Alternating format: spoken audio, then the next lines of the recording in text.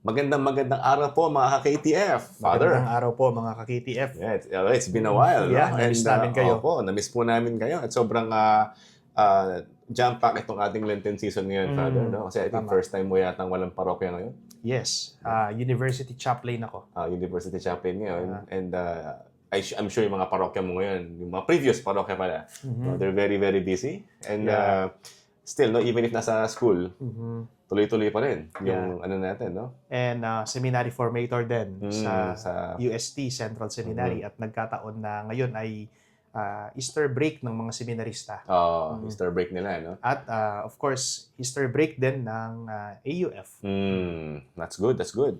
Well, at this point, mga kaibigan, no, the reason why we're very excited ni Father Raven, because Father, we're entering right now the Holy Week. No, nasa Holy Week na tayo. In fact, kakatapos lang ng ating Palm Sunday. In Kapampangan, may call it Domingo de Ramos. No? And ang nagmisa ng Palm Sunday was Father Raven Season. Actually, kapangalan mo. At sabi niya, we're entering the holiest week of the liturgical calendar. Correct. And so in this episode, we will be discussing yung significance ng Holy Week, how do we observe it. And syempre, I think, Father, during our last episode before, meron tayong kumbaga, tinakil natin yung every day of the week Tama. So we're gonna remind you guys of what is it and how do we observe this as Catholics. But before anything else, Father, dasal muna tayo. Okay, let us be aware of God's abiding presence in our midst. In the name of the Father, and of the Son, and of the Holy Spirit. Amen. Creator of all things, true source of light and wisdom, lofty origin of all being, graciously let a ray of your brilliance penetrate into the darkness of our understanding, and take from us the double darkness in which we have been born, an obscurity of both sin and ignorance. Lord, give us a sharp sense of understanding, a retentive memory, and the ability to grasp things correctly and fundamentally. Grant us to be exact in our explanation. Grant us to be the talent to be exact in our explanation, and the ability to express ourselves with thoroughness and charm. Point out the beginning, direct the progress, and help in completion through Christ our Lord. Amen. In the name of the Father, and of the Son, and of the Holy Spirit. Amen. Okay, syempre hindi mawawala dyan yung greetings na ating mga friends na Bishop, Father. Of course, Someone close to us. Yes, ito po ay walang iba kundi si Bishop Jun Sescon, DD, ng Diocese ng Balanga, Bataan. Bishop Jun. Pakinggan natin si Bishop. Hello everyone, I'm Bishop Jun Sescon from the Diocese of Balanga in Bataan, and I'm inviting everyone to watch the Know the Faith Catholic series on Facebook and YouTube, hosted by Mr. Paulo Velasquez and Reverend Father Raven Garcia.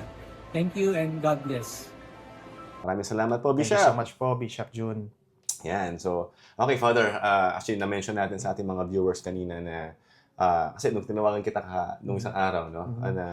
Father, I think we should give them a guide. Brief guide na. Although this video, mga kapatid, hindi po ito masyado mahaba. Pero basically, how as Catholics should observe Holy Week. Because right now, yung mga kapatid nating non-Catholics, even if mahal ang gasolina, in advance, nag-book na sila ng mga vacations nila eh. Correction, not only non-Catholics, but also, Yun nga. sad to say, Catholics. Yeah. Catholics, they are not necessarily non-Catholics, but some of them are Catholics talaga, but of course, they are nominal Catholics. Sad to say, may mga kakilala ako diyan na yun nga, may mga nagbabakasyon tuwing Semana Santa dahil ito yung pagkakataon na walang klase sa school or walang pasok sa opisina. That's why they grab the opportunity to go to the beach or bakasyon kung saan man, sa Boracay, etc. Yeah, actually, hindi po kami KJ ni Father Raven, ha? Hindi naman po dahil Holy Week, dapat sa bahay lang kayo. Yeah. But again, no, as we mentioned kanina ni Father Raven, then which I completely agree, that this is the holiest week of the liturgical year. Ibig sabihin, the observation, the way we act, no, during this season or this week, is something that we have to be very particular about. And even if you're on a vacation, hindi pa rin dapat mawala, Father. Kasi nga, nabanggit natin sa previous episodes yung Triduum. Triduum. Especially yung Thursday to Sunday na buong misa yun, di ba? I think that was our topic last year, no? Yes, oo. And yung mga topics natin with regards to Lent, nasa caption po natin yan sa taas, no? Makikita nyo yan. So, mapabalikan nyo in detail yan. Pero syempre, itong topic ngayon, mostly Holy Week tayo. Okay. Yun, Father, mag-dwell ako dun sa importance ng Holy Week. Kasi Mm. for some, again, they're looking forward to vacations. Oh, yeah. And unfortunately, minsan they go to the beaches kasi mainit, and exposed sa immodest attire ng mga tao doon. Almost wala na mga saplot. Well, in fact, ito yung time na talagang kailangan nating mag-observe at magkaroon ng custody ng ating mga senses no? Tama. Di ba? So, let's talk about first the importance of Holy Week. Itong sabi nga nila, central ito sa ating salvation, and it commemorates, sabi nga, the climax of the redemptive mission of our Lord, no? Yung passion, death, and resurrection. Kanina nabanggit mo, Father, although sabihin natin mas matrabaho yung Advent, kasi ano yan yung Simbang gabi. puyatan, oo. Simbang gabi. Simbang gabi, Yeah. no? Yun yung, kahit 2-3 hours lang natin tulog mo. May times, no? Oo, tama. Pero ito yung reason kung bakit siya dumating. Oo. Let's talk, do you want to share something about that? Yeah, from the word itself, Holy Week, in Spanish or sa salitang Kastila, tinatawag natin itong Semana Santa. What makes this week holy? Ano ba yung nagpapabanal sa linggong ito? No, it's a commemoration of the climax of Christ's redemptive mission. Yung tinatawag nating Paschal Triduum. Okay. His passion, death, and resurrection. Tignan natin yung pinaka-basic. Sabi ko nga kanina, what makes it holy? Ito, very basic sa atin, yung third commandment, remember to keep holy the Sabbath day. Nasa Ten Commandments siya, no? Yung pangatlo sa Book of Exodus. Remember to keep holy the Sabbath day. No? So, pabanalin mo ang araw ng linggo. No? Ibig sabihin, magsimba ka. Maglaan ka ng oras para sa Panginoon. No? Sapagkat itong araw na ito ay araw ng Panginoon. So, sa lahat ng linggo sa buong taon, ang Semana Santa ang pinakabanal. No? Ang pinakabanal. Kaya nga, Semana Santa, Holy Week, sapagkat sa isang linggong ito, ginugunita natin yung passion, death, and resurrection ni Jesus Christ, especially during Maundy Thursday, Good Friday, and Black Saturday. No? Ito yung Paschal Triduum bago natin salubungin yung Easter Sunday. Ito ang sentro ng kaligtasan kung saan ginugunita natin ng paghihirap, kamatayan, at muling pagkabuhay ng ating Panginoong Jesucristo. It is the foundation of our Christian faith. No? At ang misteryong ito, ang pundasyon ng pananampalatayang Kristiyano. Culminates in Easter Triduum. No? The highest point of the liturgical year. Highest point of the liturgical year. Yes. Ito ang rurok ng buong taon ng simbahan. Wow. Kasi, ang sinasalubong natin dito, yung Easter season. No? Easter season. Bakit? Ito yung pinaka, para bang climax, no? O pinakamataas na uri ng pagdiriwang. Should we say, mas mataas pa ba sa Pasko? Bakit? Sa Pasko, sinilang yung ating Panginoong Hesukristo, no? Yung Christmas, yung araw ng kanyang kapanganakan. Pero dito, siya ay muling nabuhay, nagtagumpay mula sa kamatayan. At ito yung dahilan, no, kung bakit tayo nagdidiwang ng Pasko. Parang ito yung pinaka summary. Ito yung pinaka fulfillment. Binanggit mo nga kanina, Advent, simbang gabi, no? Ito yung fulfillment ng lahat ng iyon. Ito yung reason kung bakit siya dumating. This is the reason bakit siya pinanganak, dumating. No? Tama. But may incarnation para sa ating redemption. Right. Kaya nga, mga kaibigan, ito pong linggong ito ay tinatawag nating banal na linggo. Sa lahat ng linggo sa isang buong taon, ito yung pinakabanal.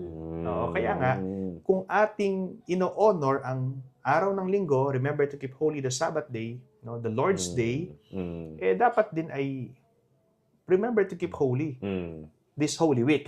Di ba? Yeah. Kasi ito yung ano natin parang ito yung climax, no? Ng ating pananampalataya. So kung Foundation Father, of Christian faith. if in fact, no, itong Holy Week na to, meron tayong 40 days before. Yeah. Ibig sabihin yan, hindi lang siya something that you look forward to, it's something that you need to transform prior to the Holy Week. Because kasi ito yung parang bootcamp ng mga Catholics, yung reset natin na kung if the whole year there's virtue that you want to develop or there's a vice that you want to get rid of. Correct. 'Di ba? So yung Lent, yung 21 days actually of getting rid of a habit and 21 days of developing a habit din. So maganda yung 40 days 40. So itong Holy Week natin for us as the body of Christ is also the culmination of the sacrifice, the patience, and the effort that we need to put up. So tama ka dun holiness doesn't have to have, it doesn't have to do with feelings, Mhm. but more on the rectification of the will to turn back to God. That's when Correct. may confession tayo, Mhm. di ba? Mhm. Okay. So ngayon, Father, let's talk about yung importance ng bawat araw. Mhm. Kasi hindi ka lang, okay, Monday, Tuesday, Wednesday, kaya nga Holy Week siya, ibig sabihin, Mhm. meron siyang yung kapampangan makaparikil, Mhm. Nakatakda. nakatakda na pagninilay sa araw Mhm. na yun. Mhm. Di ba? And I think the church has pattern of that, no? Yeah. Actually, the church daily themes are liturgical commemorations based on scripture. Mm. Di ba? Mm, mm, Not exact historical proof na nangyari dun sa eksaktong araw na yon. That each event happened on that precise day. Ang mga araw ay gabay ng simbahan lamang mula sa banal na kasulatan. Ngunit hindi tiyak na eksaktong nangyari sa parehong araw ang bawat pangyayari, lalo na yung tinatawag nating Palm Sunday, no, to Holy Wednesday. No, yung Palm Sunday to Holy Wednesday, walang malinaw doon na sinabi, ay ito ganitong Dapat araw ganun, pumasok siya sa Jerusalem, ganitong araw, ganitong oras, etc. Yung Lunes, halimbawa yung Holy Monday, sabihin natin ganitong araw nangyari ito, no? Yung Holy Tuesday, Holy Wednesday. Halimbawa, yung Holy Wednesday, tinatawag nating Spy Wednesday. Hindi tayo sigurado kung ganun nga yun. Pero ang nakakasigurado tayo, yung Maundy Thursday, nangyari talaga yun, Huwebes. Yeah, tama. Good Friday, alam natin yon, Biyernes. At yung Sabado de Gloria, alam natin Sabado yon. At yung Easter Sunday, alam natin Linggo yon. Oo, di ba?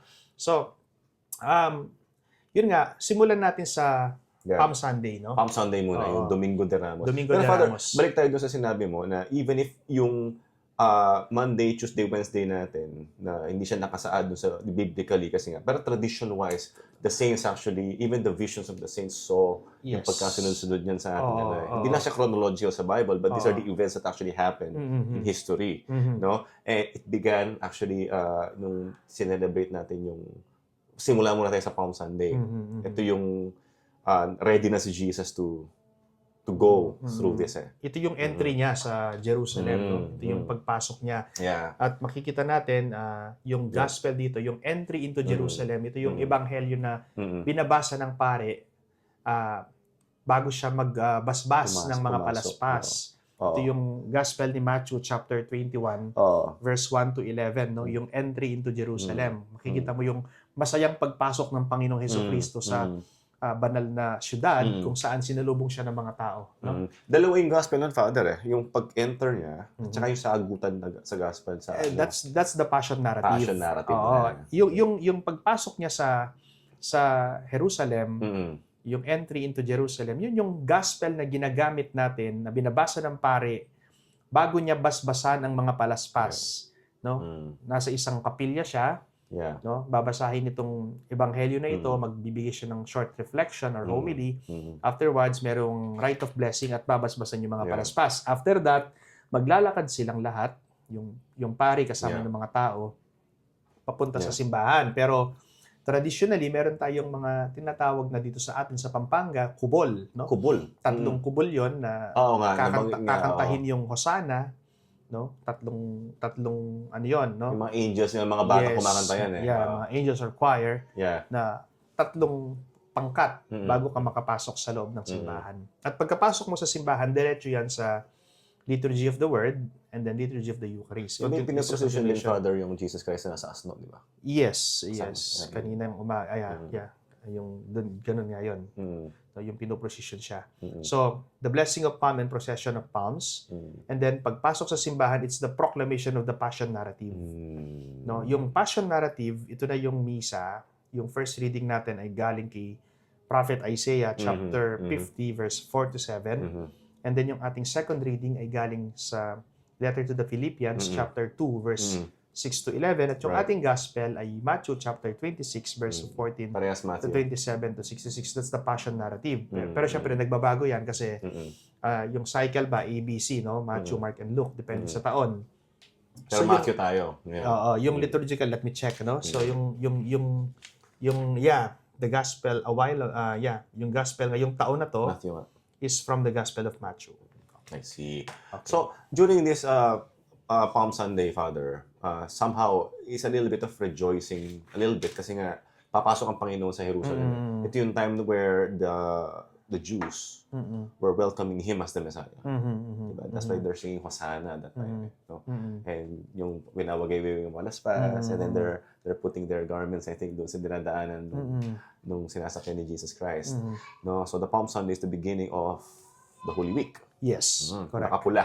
Nakapula. Yan, pula. Okay, so now, let's talk about Holy Monday. Itong Holy Monday natin, the reading is from the book of Isaiah. No? And the gospel, nasa John tayo. Because of the cycle.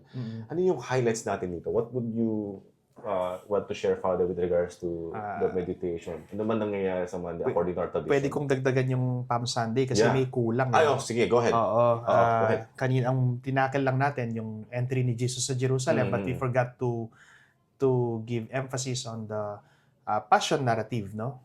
Yung passion narrative niya, it's the crucifixion, yung gospel about the crucifixion. Kaya nga, nabanggit mo kanina, bakit kulay-pula yung suot ng pare? Kasi may kahulugan yung pula na yan. Una sa lahat, sa pagbabasbas ng palaspas, kulay-pula kasi ang red ay simbolo ng joy. Masaya siyang tinanggap ng mga tao. Hindi lang martyrdom pala, joy din. Oo, joy. Okay. Kasi pula yung martyrdom sa atin. So, sinisimbolo nito yung saya. No? So, yun yung unang dahilan. Pangalawa, sa misa, nakakulay pula pa rin ang pari sapagkat passion narrative, no, yung pagkakapako at pagkamatay ng Panginoong Hesukristo sa krus, pula, it's because simbolo yung kanyang dugo. Sabi mo nga kanina, martyrdom. Kaya nga pag Good Friday, pula rin ang suot ng pare. Kasi sinisimbolo nito yung dugo ng Panginoong Hesukristo. Okay. So, para sa akin, may tatlong kahulugan ang pula. May tatlong kahulugan ang pula para sa akin. Una, simbolo ng saya, no, or galak. Pangalawa, simbolo ng martyrdom. At pangatlo, simbolo ng pag-ibig. Kaya nga pag Valentine's, nakakulay red tayo, di ba? Makes sense. Di ba? So, ang taong nagmamahal ay handang magsakripisyo para sa kanyang minamahal. At kahit nasasaktan, siya ay masaya. Handang mamatay sa ngalan ng pag-ibig. Yun ang humili mo nung kasal ko eh. Oo. Kaya hindi ko makalimutan yun. No? So, quotable quote eh. Yes. So, ang taong nagmamahal ay handang masaktan at kahit nasasaktan para sa minamahal, masaya or may galak. And galing kay Jesus yun eh. That's exactly what he did. Yes. No? That's the meaning of color red I see. kapag Palm Sunday. Now, that's So, it. yun po yung isa sa tandaan na. Actually, first time natin marinig yan. Yung significance ng Palm Sunday, including yung liturgical color natin sa pula. No? So, ito yung magandang pagninilay din. Hindi na actually pag Holy Week. Kasi mararamdaman natin itong entire week na to, yun exactly yung ginagawa ni Jesus. So, dalawa po yan, mga kaibigan, no? Yeah. Yung galak ng pagtanggap sa Panginoong Jesus sa pagpasok niya sa Jerusalem. At yung pangalawang kahulugan ay yung dugo na dumanak para sa atin, para sa ating kaligtasan. The passion narrative. Yeah. That's the meaning of Palm Sunday. Which comes from love. From love. Yes. Kaya pula din. So, ang taong nagmamahal, masaya. Ang taong nagmamahal, kahit nasasaktan, may galak, may At saya. nagmamahal ng todo-todo. Okay, yeah. Okay, so going back tayo sa Holy Monday, which I mentioned that it's coming from the book of Isaiah and the Gospel of John, chapter 12. So, ano yung highlights natin dyan, Father, sa Holy Monday? So, it's a quiet reflection or recollection. Ito yung klase ng paghahanda sa sakripisyo sa pamamagitan ng pag-ibig at paglilingkod. Katulad nga ng sinabi mo, yung gospel natin ay galing kay St. John, chapter 12, verse 1 to 11. So, ito yung 6 days before Passover, Jesus came to Bethany, where Lazarus was whom Jesus had raised from the dead. They gave a dinner for him, there Martha and served. While Lazarus was one of those reclining at the table, Mary took a liter of costly perfume oil made from genuine aromatic nard and anointed the feet of Jesus Christ and dried them with her hair. So, in short, yun tulad nga ng sinabi ko, paghahanda sa sakripisyo sa pamamagitan ng pag-ibig at paglilingkod. Makikita natin ito pinaglingkuran siya. No? Dito yata nagalit si Judas. Yes, correct. It's a continuation. Sinasabi rito sa gospel ay, then Judas the Iscariot, one of the disciples, and the one who would betray him said, why was this oil not sold for 300 days' wages and given to the poor? So he said this not because he cared about the poor, but because he was a thief and held the money bag and used to steal the contribution. So dito natin makikita yung gospel na yun. No? And Sa I think, Holy Father, Monday. yung pag-spill ng oil ni Mm. Magdalene doon is yung Mm. kanyang parang simbolo ng kanyang pag-anoint. Kasi nga, mamamatay siya eh. Yes, correct. Yun, di ba? Oo, hinahanda niya Hinahanda. yung Preparation burial for ni him. Jesus. Oo. Correct, Wow! correct. So, Oo. ito po yung isa sa mga magiging meditations natin sa Monday. No? During Mondays, Holy Monday na when we pray, we do our mental prayer, we prepare also ourselves to die with Jesus. Die to ourselves. No? Again, it's ang alam ng pag-ibig. We're ready to sacrifice. Okay. So let's move on right now, Father, sa Holy Tuesday. Yeah. Okay, sa banal na Martes. Papalapit na tayo ng palapit. So it's the same first reading coming from the book of Isaiah, and it's the continuation also of the same Gospel of John. Okay, so let's talk about, Father, the highlights here liturgically. It's the revelation of the betrayal and denial. Siya, Yung si gospel Jesus na yung ito. nag-ano nito, di ba? Yeah, revelation of betrayal and denial. Recollection can also be conducted, sabi nga, no? So, pagpapakita ng kahinaan ng tao at panawagan sa katapatan. Right. No? Wow. Ito yung makikita natin dito. Andito pa rin si Judas sa gospel na ito. Yan. So, Yeah. sabi ni Jesus dito, it is the one to whom I hand the morsel after I have dipped it. Yeah. So he dipped the morsel and took it and handed it to Judas, the son of Simon the Iscariot. After Judas took the morsel, Satan entered him. So meron ng parabang premonition yung pagtataksil sa ating Panginoong Hesukristo. So ito yung acknowledgement na habang papalapit yung pagsubok, maghina yung tao. Pero again, prophecy din to kung ano mangyayari sa kanya. No? So Tuesday yun. Alright. So, palapit na tayo ng palapit. Let's talk about now Father, the Holy Wednesday. Yeah. May you mentioned earlier something what we call Spy Wednesday. Yan, oo. Yeah, no? So, same reading, Isaiah sa first reading natin, chapter 50, verse 4 to 9. Pero nang iba yung gospel. Kasi the gospel came from Matthew. Yeah, No? oo. So, okay, let's talk about, again, the liturgical highlights and meditation during this day. So ito, yung Holy Wednesday natin, Judas' betrayal emphasized, no? So, paanyaya na sa pagsisisi at pagbabalik loob. Ano ba yung sinasabi ng gospel dito? One of you will betray me, sinabi ng Panginoong Jesus. So, alam na niya, no? Alam na niya na may magtatraidor or may magtataksil sa kanya. Kaya nga, ang tawag natin is Spy Wednesday. Kumbaga, si Judas, para bang naging spy siya ng mga Pharisees kung paano nila mahuhuli si Jesus. Yeah. And it makes sense because if Thursday yung after ng he would have planned it the day before or days before. Kaya nga. So that's why yung Spy Wednesday makes so much sense. So ito na yung talagang pinagkalulo niya, yung ating Panginoon. No? And dito, Father, sa Wednesday, so gagawin, nagpo-procession din yung mga tao dito. Pag Wednesday ng hapon. So dalawang procession sa atin, yung Good Friday tsaka yung... Pero yung Wednesday, actually, pahabaan na rin ng mga procession ng karo. No? We call it the Passion Procession. Passion procession. The Passion Procession. Pinapakita rito yung paghihirap ng ating Panginoong Hesukristo sa procession na ito. Actually, nilook forward ko din yung procession pag Wednesday because I know pagka ito na kinabukasan, Monday, Thursday, start na ng talaga, no? Passion. Actually, the movie and the Passion of the Christ started with the agony in the garden. Thursday after, actually, di natapos yung Last Supper noon. No? So, nakalagit na ng Last Supper, lumabas na si Jesus. Before the cup of wrath, yung fourth cup na sinasabi ni Dr. Scott Hahn. Okay, so Spy Wednesday pala, yung Holy Wednesday. Okay, now, let's move on to pa-climax na tayo. Yeah. Holy Thursday, what they call Tayo it. ay papasok na sa Paschal Triduum. They call it Maundy Thursday. Maundy Thursday. Why Maundy? Because there is a mandate na binigay si Jesus. Mandatum, from the word mandatum. That is why we call it Maundy. Wow. Because of the Latin word mandatum. Nagbigay siya ng instructions. Bagong kautusan. Love one another as I have loved you. No? It happened on Thursday. So the readings changed a little bit here because we started sa Exodus yung kanyang reading. And then we have the second reading sa Corinthians. And then we went back to the Gospel of John. No? Ngayon, Father, itong ating Monday, Thursday, maraming nangyayari dito. So what are the highlights that we need to expect from the Thursday? Yeah, we have two celebrations during Monday, Thursday.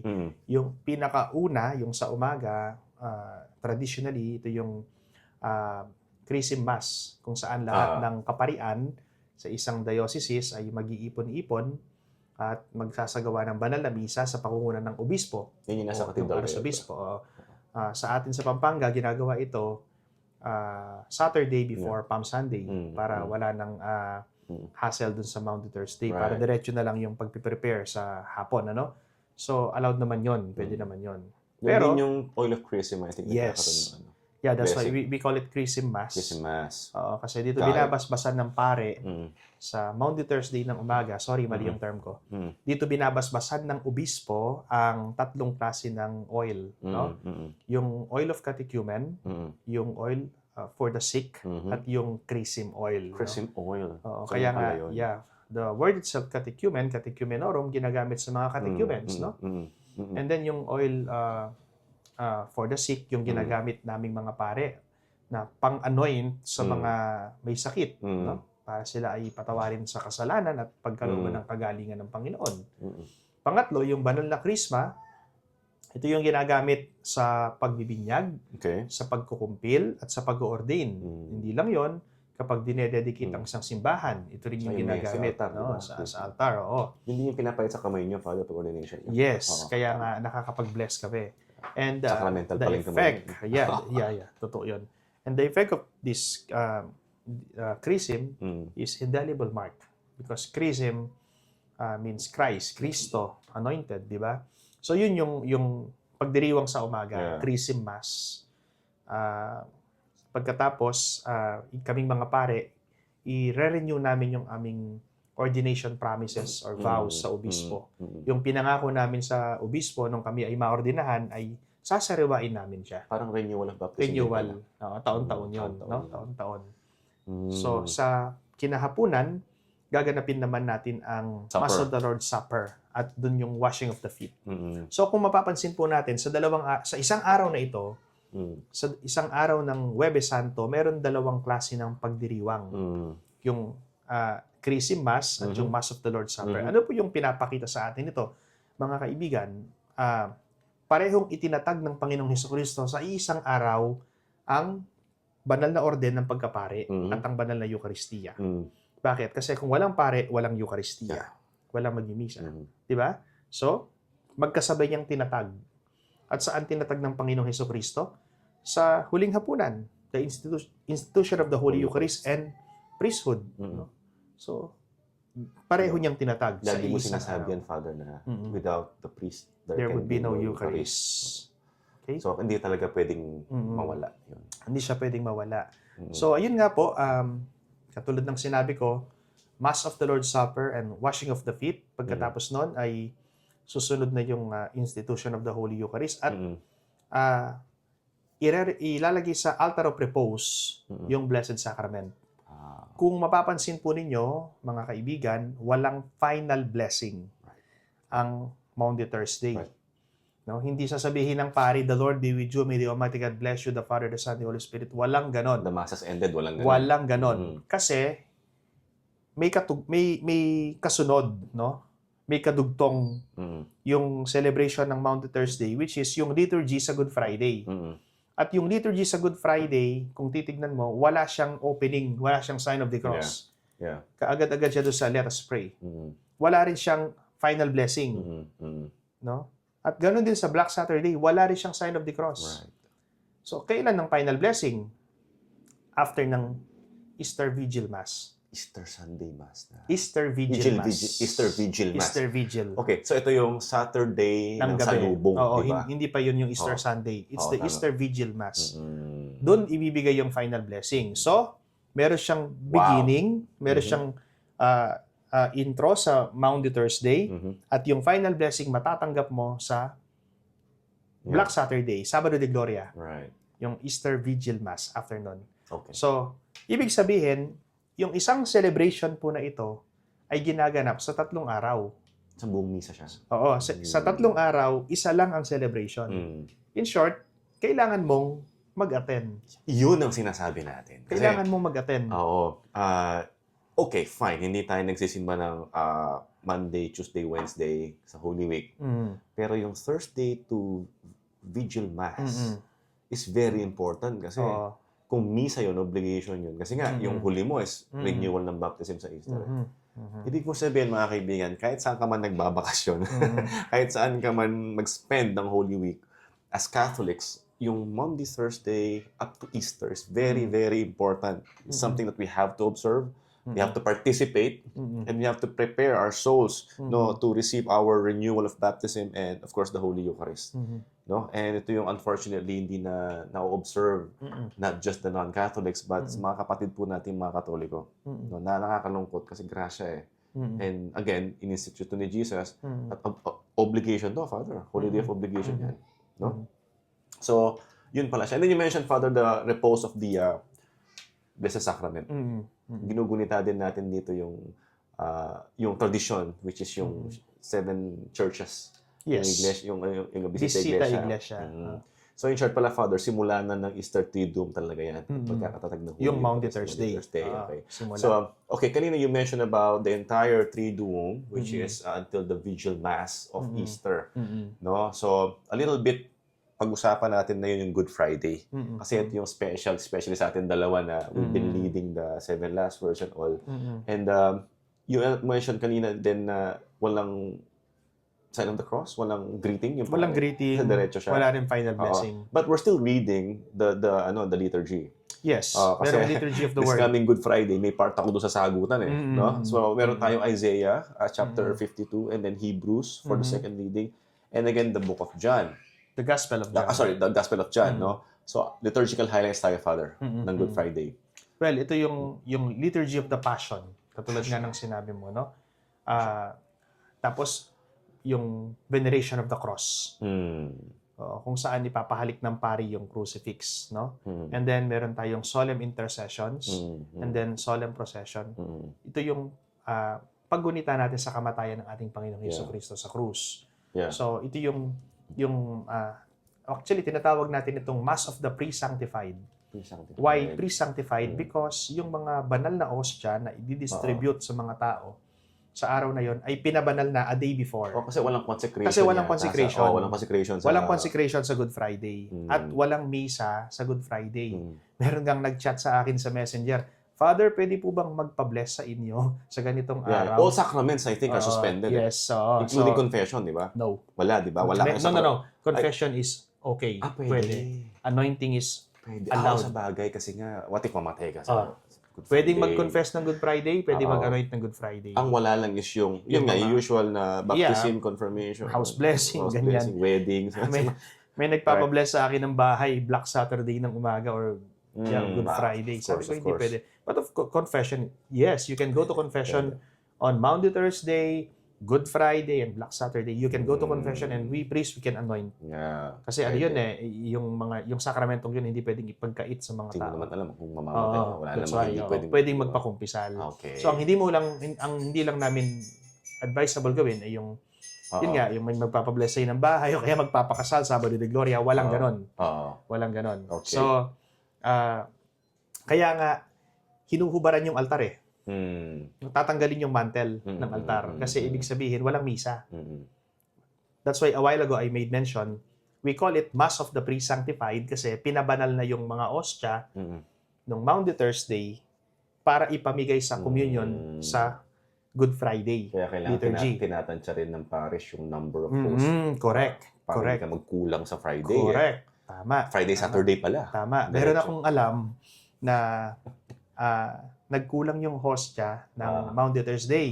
Yeah. No, nagkulang. So wala silang ipamimigay na hostia sa Good Friday. Ang ginawa ng pare after niyang magmisa ng Maundy Thursday at i-repose ang Blessed Sacrament sa repository, nagmisa siya again sa kumbento. Para magkaroon ng consecrated host. And that is a liturgical abuse. Yeah. That is wrong. Why? Kasi isang misa lang ang pwede mo Yung gawin. tawag. Ngayon, paano yun? Wala kang ibibigay na hostia sa mga tao. Oo. Kinabukasan sa Friday. Pwede kang gumawa ng paraan. Pumunta ka sa kabilang parokya, humingi ka ng Pwede. hostia. at least yung pre-consecrated hosts before the Yes. Good Friday, Yes. Thursday. Mass of the pre-sanctified, we call it. Mass of the pre-sanctified. So again, Father, the consecration happens on Monday, Thursday, the Mass, and then napuputol. Kasi I remember when I was young, I mean, si Mama na, but hindi tinapos ni Father Bustos yung Mass ng Huwebes kasi dumiretso kami sa Visita Iglesia. And most of us don't know na ganun pala siya. No? Kasi buong 3 days yun. Buong 3 days. At makikita mo, kapag prinosisyon yung Blessed Sacrament bago iakyat sa repository, huhubaran na yung altar table. Tatanggalin na. Anong meaning noon? Anong significance noon? Ano yung simbolo noon? Walang misa. Wala kang ilalagay dyan. Walang misa. Walang mangyayari sa altar. Ang paghubad, ang pagtanggal ng white cloth, ang pagtanggal ng cloth sa altar table ay nangangahulugan na walang misa. Right. That's why Good Friday, ilalagay lang yung cloth kapag malapit na yung communion.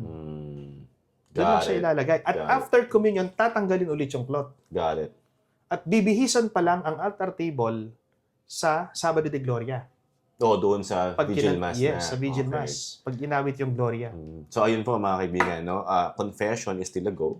Anointing is okay. But the rest of the sacraments are suspended. Okay? Including consecration. Walang consecration ng Good Friday. In fact, also, Father, yung Good Friday, we're reenacting what happened in Calvary. Di ba yung Siete Palabras natin? Dito sa Gagwa, ginagawa natin yun. Yes. Siete Palabras and also yung tanggal. That's a tradition na lang. Tradition, no? Yeah. Kahit na walang Siete Palabras at walang tanggal, okay lang.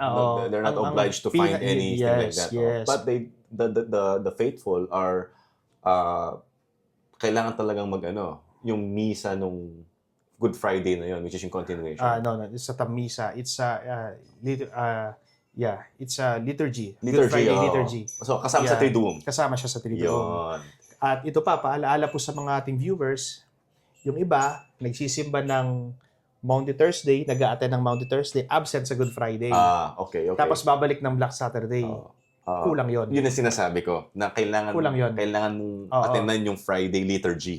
Yun yung kailangan kung umattend ka ng Maundy Thursday, pero absent ka ng Good Friday, tapos bumalik ka ng Black Saturday, kulang yon. Kulang. Hindi siya Triduum. Dapat yung 3 araw, attendan mo yon. Maundy Thursday, Good Friday, and Black Saturday. Kaya nga Triduum 3 araw, huwag kang mag-absent. Got it. Alright, Father. So, we natakal natin the basics ng Good Friday. So, what we know so far is that wala tayong consecration, pero may anointing, tsaka meron tayong sacrament of confession. Kapag kailangan. It's needed. And kailangan siyang attenan yung Good Friday na yun. No? Okay. So, we move now to Holy Saturday, but I think we call it Black Saturday. No? So, the readings, we find it, we find that we're going to be reading Genesis, Exodus, and others like yung ating second reading sa Romans. The Gospel is in Matthew naman. No? Itong Black Saturday, Father, ito yung time, di ba, na patay ang ating Panginoon. I think bumaba siya sa isa sa mga parts ng hell. No? So what do we have during this time, during this day? Ito yung tinatawag nating silence of the day, no? Yung tahimik yung buong araw, no? Yung buong Sabado. And then nagsisimula pa lang yung pagdiriwang, yung tinatawag nating Easter Vigil, kapag takip silim na, kapag madilim na. Yung una dyan, yung blessing of new fire, babasbasan ng pari yung bagong apoy, sisindihan yung Paschal candle, and then blessing of new water, and then kapag merong magpapabinyag, bibinyagan yung taong convert or hindi pa nabinyagan, and then followed by Eucharist.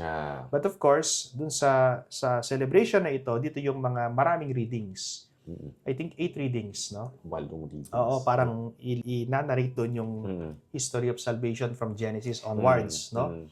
Kaya nga, mula sa kadiliman, tungo sa liwanag ng muling pagkabuhay. So, ito yung pinaka huling araw ng Triduum, kung saan pwede na ulit awitin yung Gloria.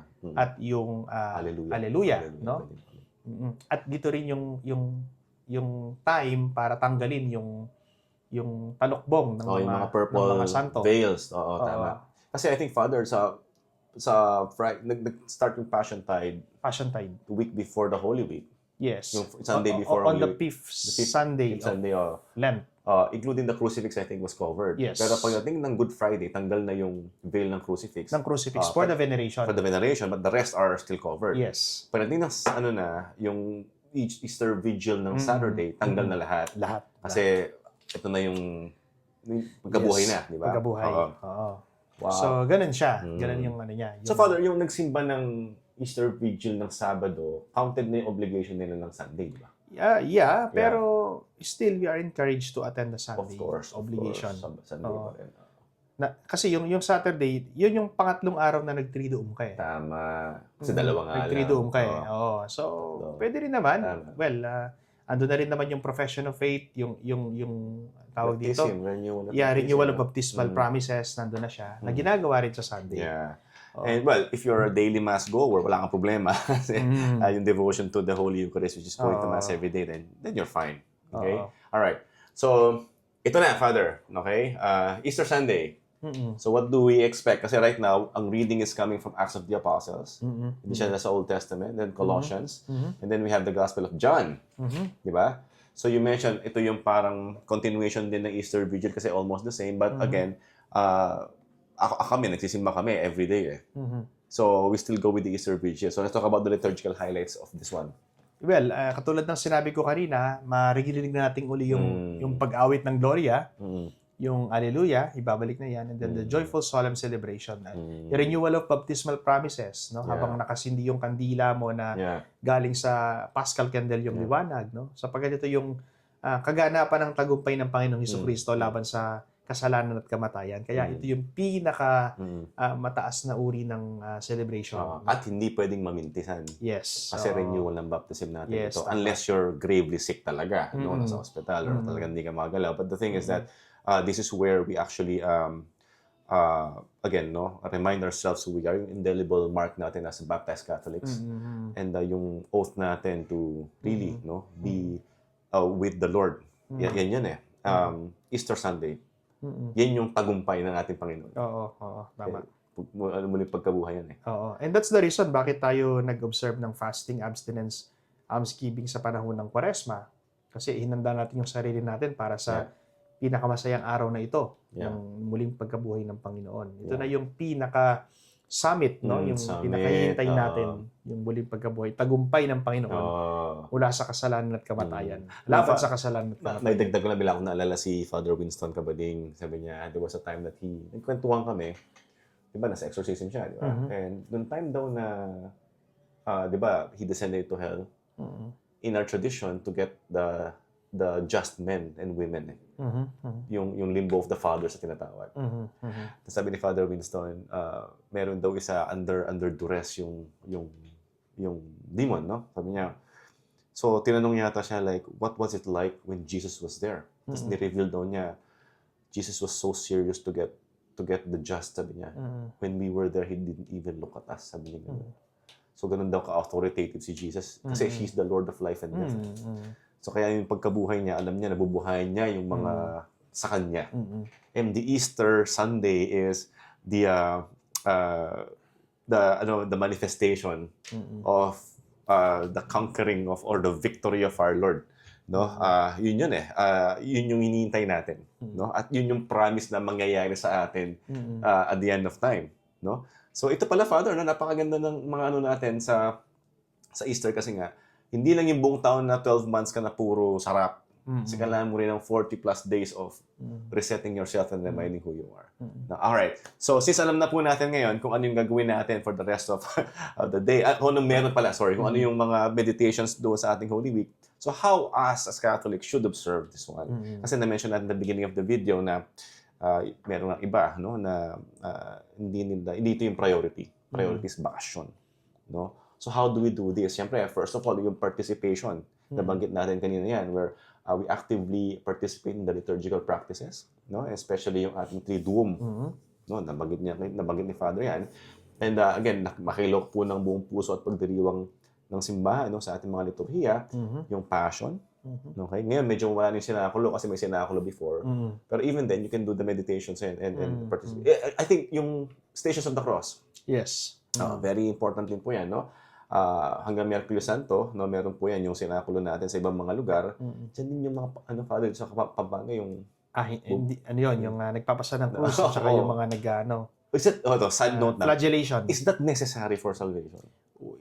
Not necessarily, but of course, kung sabi ko nga sa kanila, nung nag-homily ako sa kanila, nung bigay ko ng konting aral, sabi ko, kung yan ay makatutulong para maging banal kayo, edi go, sabi ko. Yeah. Pero kung yan ay parang palabas lang, na pagkatapos mong gawin yung flagellation na yan, igbabalik ka sa kasalanan, walang kwenta, sabi ko sa kanila. So, ang pinakamahalaga ay yung confession. Yeah. Kasi Yes. confession is a sacrament.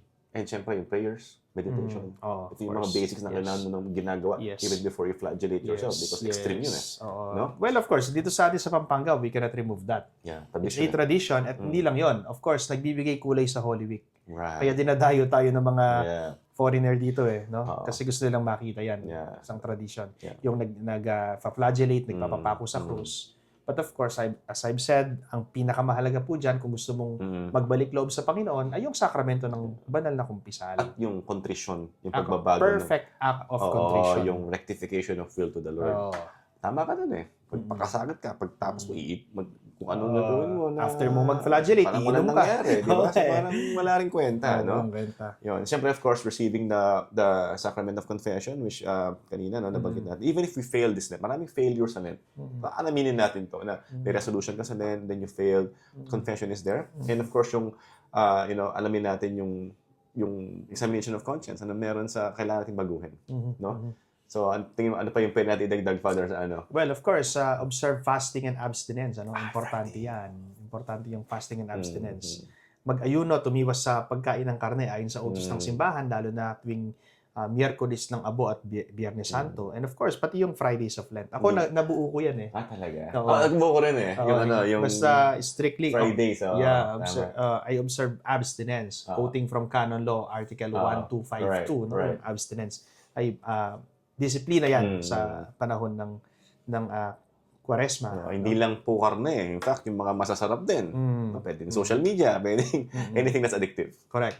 So, deepened prayer and scripture reflection, of course, kasama dyan yung pagdadasal natin ng Stations of the Cross. Kami, pag dinadasal namin sa seminaryo, yung Stations of the Cross, meron kaming reflection, merong Bible verse doon, tapos may prayer, no?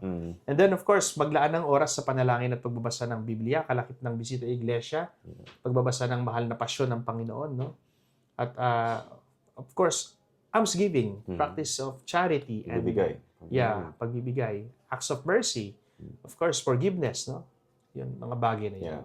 And napakadami po na pwede natin gawin. At actually, Father, again, even kayo, itong week na to, you're not just tired physically, but more on spiritually din na kailangan nakakanda.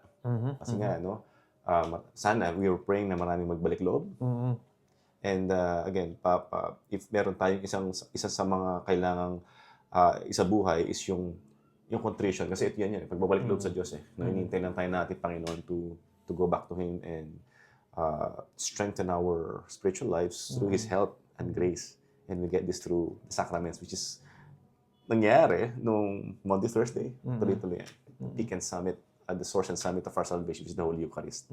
Actually, I was reminded, Father, nung the day after the Annunciation, for the past few days before the Holy Week, parating nire-reveal ng ating Panginoon na I am eh.